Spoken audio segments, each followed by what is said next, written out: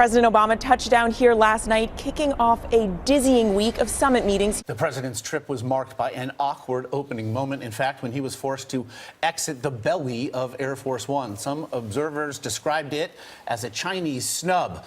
Margaret Brennan in Hangzhou, China, looks at the increasingly tense relationship now between Washington and Beijing. Margaret, good morning. Good morning. Well, China is tightly controlling this G20 summit, and they've placed lots of restrictions on the news media. And ironically, that has made even small disagreements between the U.S. and China more public.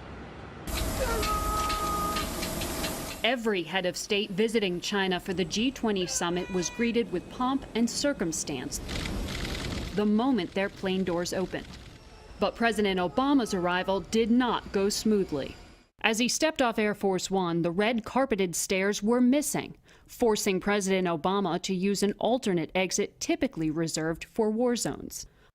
On the tarmac, a Chinese minder tried to block U.S. press access, screaming at a White House aide, "This is our country, this is our airport." Then he yelled at National Security Advisor Susan Rice and tried to prevent her from entering the president's motorcade. The Secret Service had to intervene. Rice told a reporter they did things that weren't anticipated. It was a sharp contrast to Chinese President Xi Jinping's visit to Washington last September, when Vice President Joe Biden greeted him at the plane door. I went over crank. The significance of it. President Obama downplayed the incident, saying his sizable entourage can be overwhelming for host nations. President Trump in China tonight. He's there to talk trade and the North Korean nuclear threat.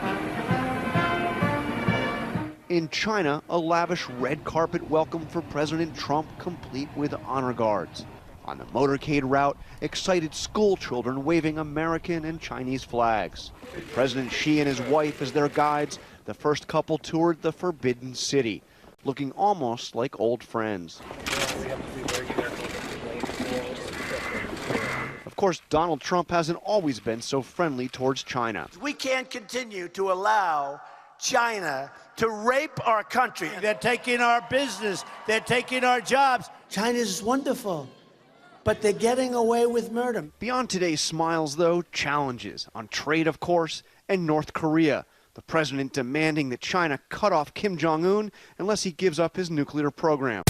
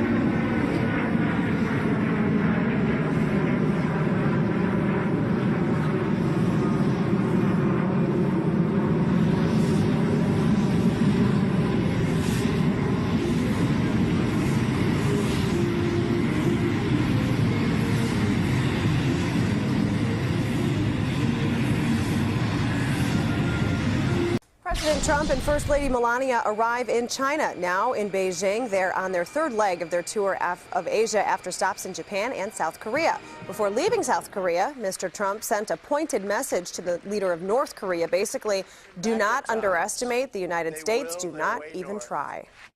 History is filled with discarded regimes that have foolishly tested America's resolve.